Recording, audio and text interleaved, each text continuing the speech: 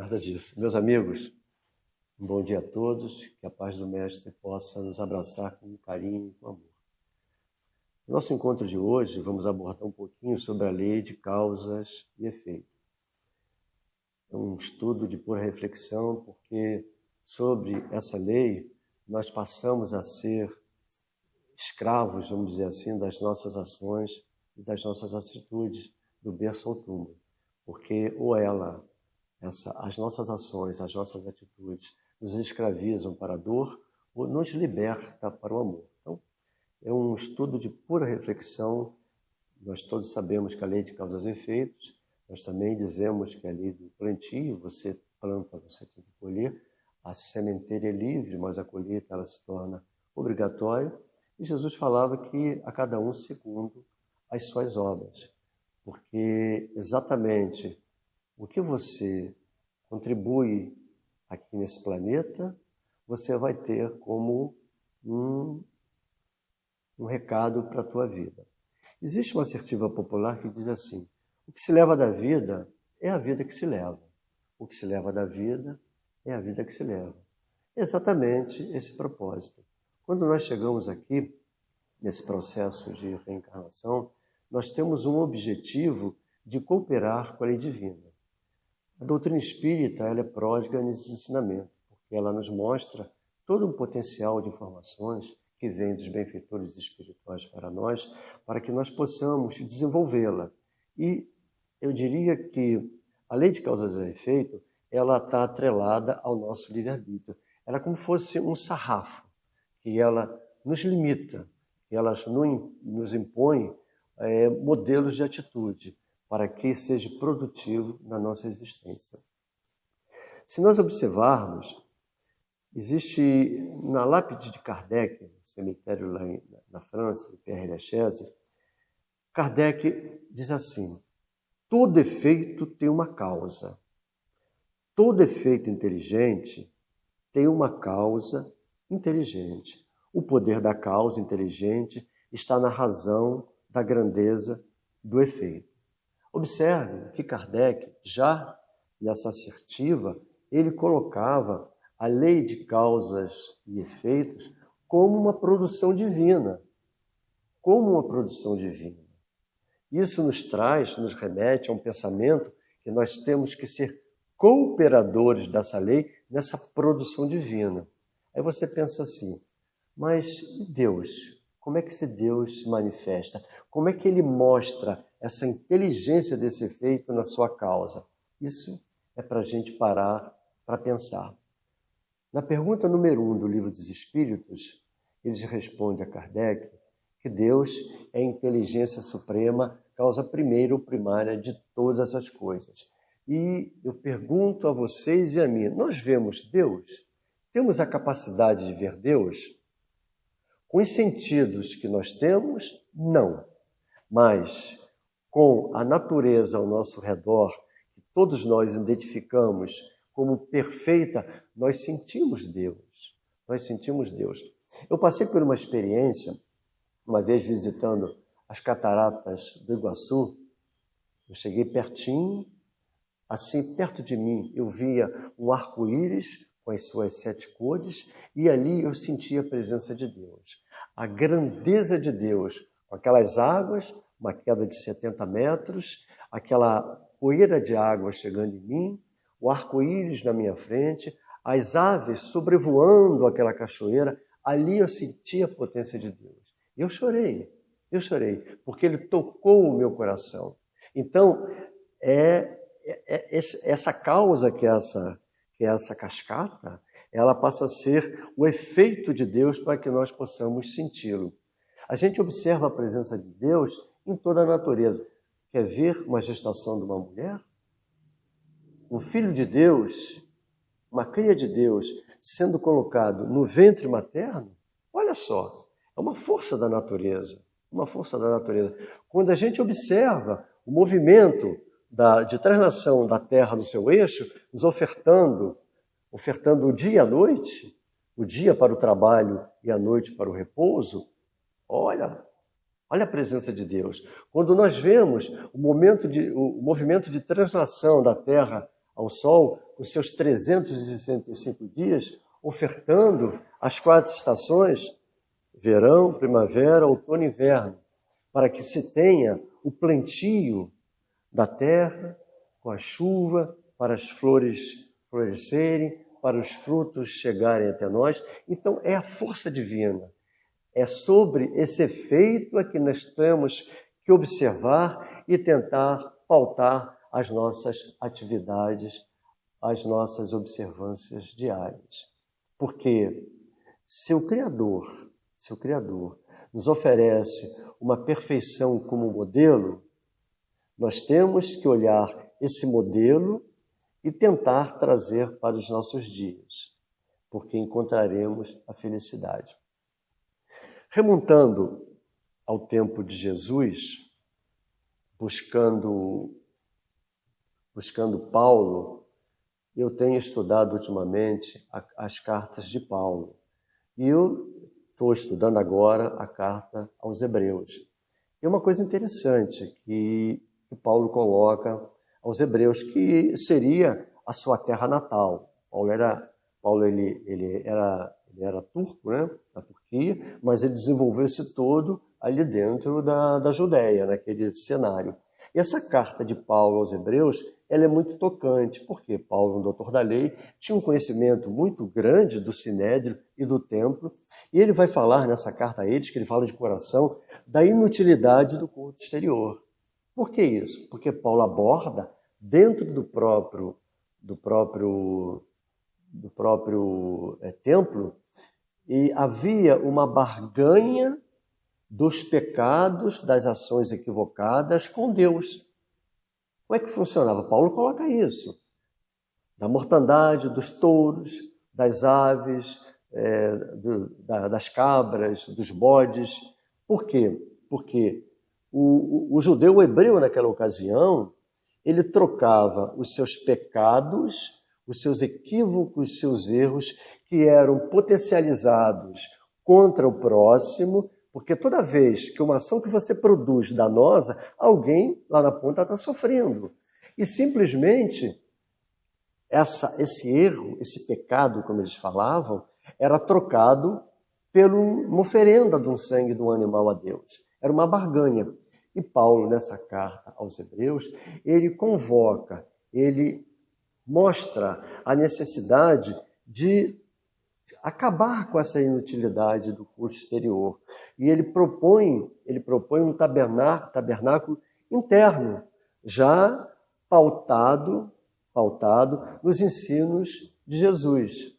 E ele convoca para isso. Quando a gente vai no Evangelho de Mateus, ele diz assim, passa a ser até um conceito espírita da nossa justiça, da justiça divina, que Mateus, palavras de Jesus, que Mateus registrou, diz assim, fazei aos homens o que gostarias que eles vos fizessem, pois é nisso que consiste a lei e os profetas. Então Paulo, já ciente dessa assertiva de Jesus, ele busca trazer para os hebreus e para todas as comunidades que ele estava abrindo, fora daquele mundo hebraico, essa assertiva de Jesus, de trocar, olha só, de trocar a inutilidade do culto exterior, que seriam as oferendas pelos pecados cometidos, que estagnavam o crescimento do espírita, do ser humano.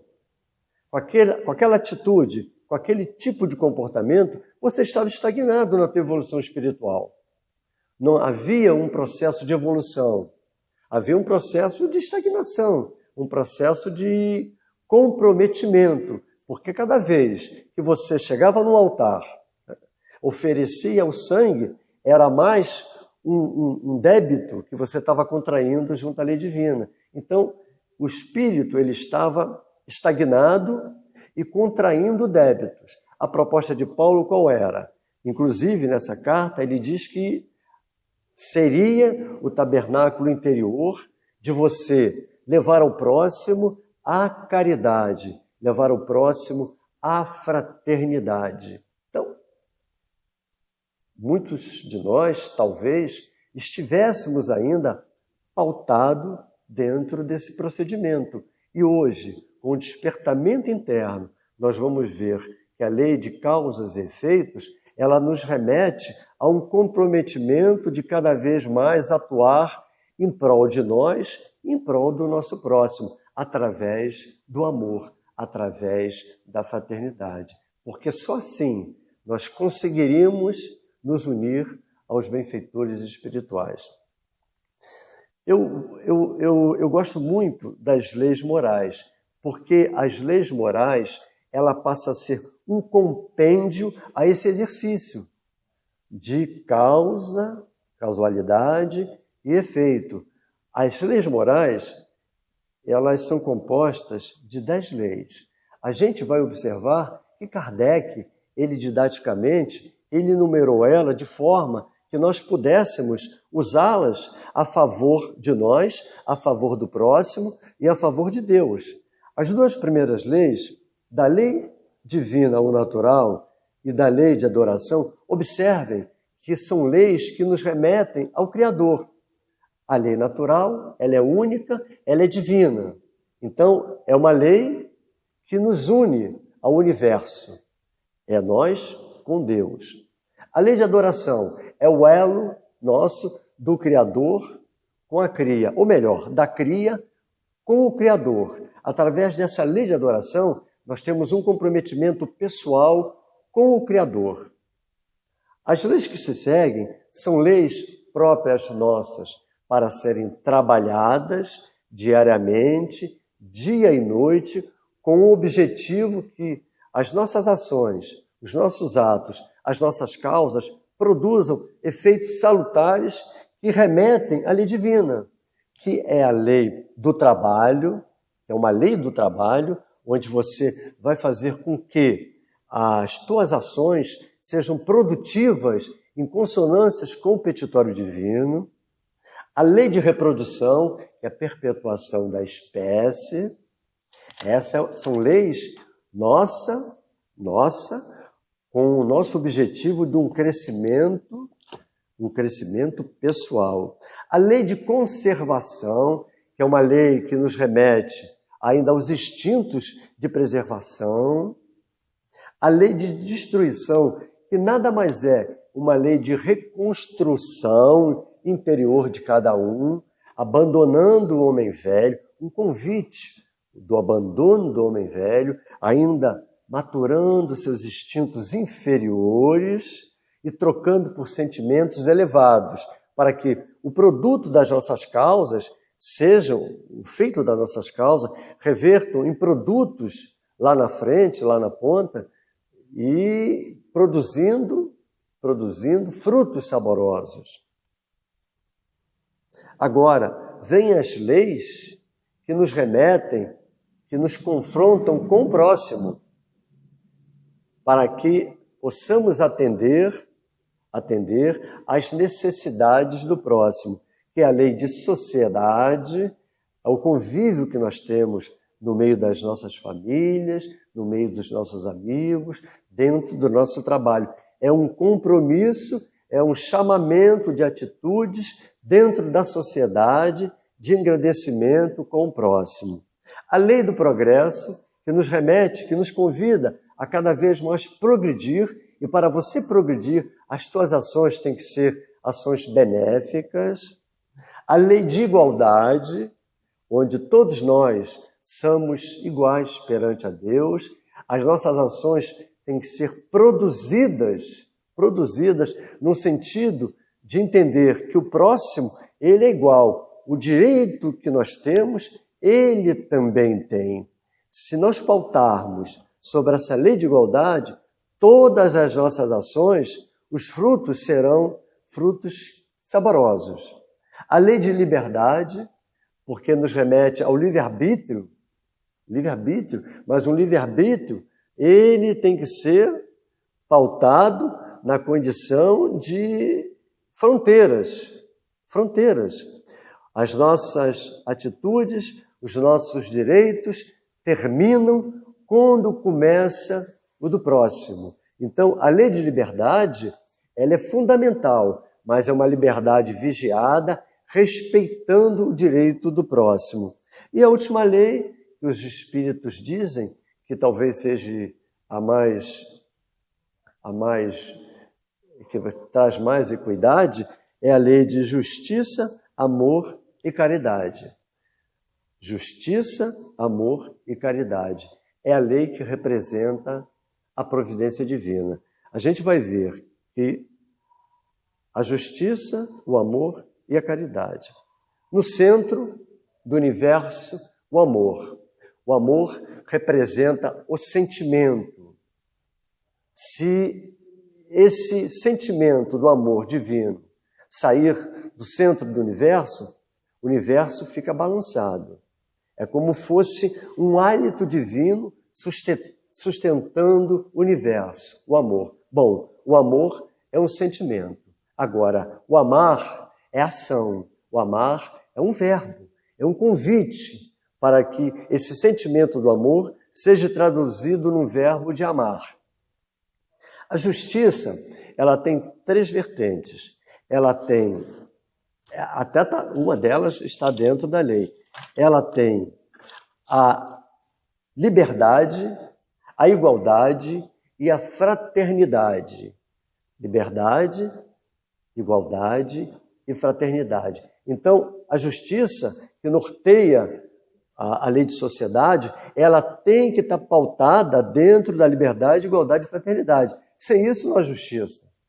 Então, são sentimentos, são atitudes que todos nós temos que trabalhar. E, por último, a lei da caridade, né? Dentro dessa lei. A caridade. Porque a caridade, ela passa a ser uma extensão do amar. Se a gente notar, qual é o nosso lema? Fora da caridade, não há salvação. Fora do amar, fora do amor, não há evolução. Nós precisamos praticar o amor, nós precisamos amar, nós precisamos utilizar todas as ferramentas que nós temos para atrair esse verbo, conjugar esse verbo a favor de nós e a favor do próximo. Tem uma mensagem que está na Gênese, trazida por Kardec, que diz assim: pelo Espiritismo, o homem sabe de onde vem e para onde vai, porque sofre temporariamente e vê por toda parte a justiça de Deus. Sabe que a alma progride sem cessar, através de uma série de existências sucessivas, até atingir o grau de perfeição que pode aproximá-la de Deus. Então, nessa viagem nossa, do berço ao túmulo, nós vivenciamos as nossas experiências. Nós dizemos que a Terra é um laboratório, que é um planeta de provas e expiações, é um planeta escola, é um planeta de trabalho. É um local que nós temos a oportunidade de conjugar esse verbo amar, através das nossas atitudes. A lei de causas e efeitos, ela nos remete a buscar atitudes atreladas à justiça divina, para que as nossas atitudes sejam reflexos do amor de Deus para nós e para o próximo. E se a gente levar um pouco mais adiante, nós vamos observar que o nosso processo reencarnacionista é todo pautado na lei de causas e efeitos. Por quê? Porque se hoje o Ari e eu estamos aqui buscando o aperfeiçoamento moral, é porque esse efeito ele foi produzido por uma causa mal delineada. Então esse efeito, já no planejamento reencarnatório, nos remete ao ambiente familiar, ao ambiente de amigo, para os nossos acertos espirituais. Inclusive, a lei de causas e efeitos, ela é uma lei material. Isaac Newton, na sua terceira lei, ele vai dizer que a lei de causas e efeitos é uma lei física, né? É uma lei física. A lei de ação e reação. A lei de ação e reação é uma lei física. Mas a lei de causas e efeitos é uma lei moral. É uma lei moral, é uma lei atrelada à lei divina.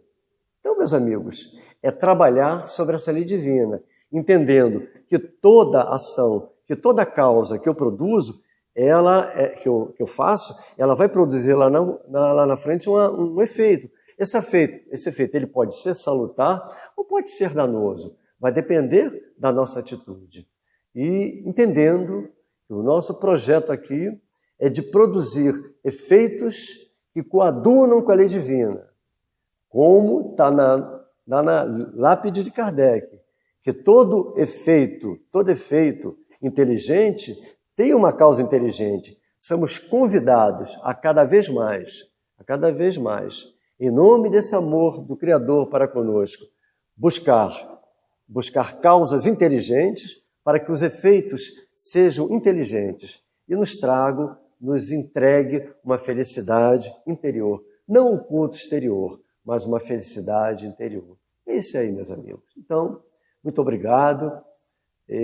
A nossa proposta é cada vez mais evoluir espiritualmente e pedimos ao Criador, pedimos a Jesus, que é o nosso guia e modelo, que nos encha de amor por dentro de nós, desperte o germe da caridade e da fraternidade, para que cada vez mais sejamos partícipes de Jesus e do Criador nesse planejamento reencarnatório e que a Terra, cada vez mais, possa passar por uma transformação moral.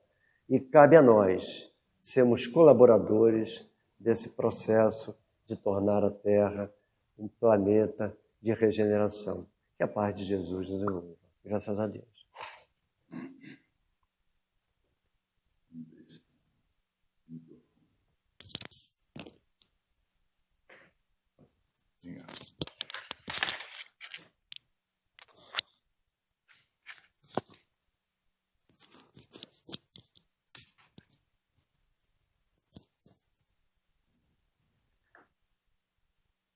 Pai nosso que estás nos céus, santificado seja o vosso nome, venha a nós o vosso reino e seja feita a vossa vontade. Meus queridos irmãos, quão importante e fundamental é entendermos, aceitarmos e confiarmos nesta máxima ensinada por Jesus para nos orientar sobre uma forma de prece. Por que é tão importante confiarmos nesta comunicação que fazemos com Deus? Oh, meus queridos, quantos alívios, conformação e resignação iríamos obter caso tivéssemos a confiança de que Deus é misericordioso e é amor. E que essa confiança proporciona esperança e consolação. Em várias situações da humanidade, foram também momentos de muitos sofrimentos. A fé sem obras não é verdadeiramente fervorosa. E quais são as obras? Caminhar e viver com Jesus. Todas as soluções devem ser adotadas com lembranças dos exemplos e ensinamentos do guia e modelo de perfeição da humanidade. Lembramos que Jesus é o caminho, verdade e vida. Não devemos esquecer de agir com o próximo o que gostaríamos que o próximo fizesse e agisse conosco. Aí está a resposta para as obras que acompanham a fé. Tudo virá seguido deste mandamento: fraternidade, abnegação, paciência, perdão e a paz de Jesus constantemente em nossa alma. Irmãos em Cristo, não reclamemos, oremos e que Deus ampare a todos. Irmão José.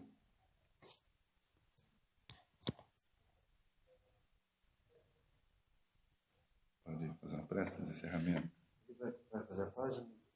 Depois. Agradecemos, nesse momento, a oportunidade do trabalho, da edificação espiritual das nossas vidas, no qual buscamos o Evangelho redivivo do Mestre Divino para a nossa reformulação como homem. Obrigado, Pai, por essa oportunidade que tivemos. Que nunca nos falte a motivação ao trabalho de Jesus, incessante em nossa caminhada. Pedimos, Pai, misericórdia por esse momento difícil em que a humanidade passa, que a Tua luz possa iluminar o caminho dos que sofrem, levando aos que partem o Teu consolo, o Teu amparo, aos que ficam a esperança em dias melhores, nos hospitais, Senhor, desde o médico à turma da limpeza, que sejam amparados e protegidos com a Tua divina luz. Como o nosso Chico diz, tudo passa, e se Deus quiser, essa noite de vento e chuva que estamos vivenciando, em breve, um dia novo raiará com o sol exuberante, nos convidando a amar. Que a paz de Jesus nos envolva.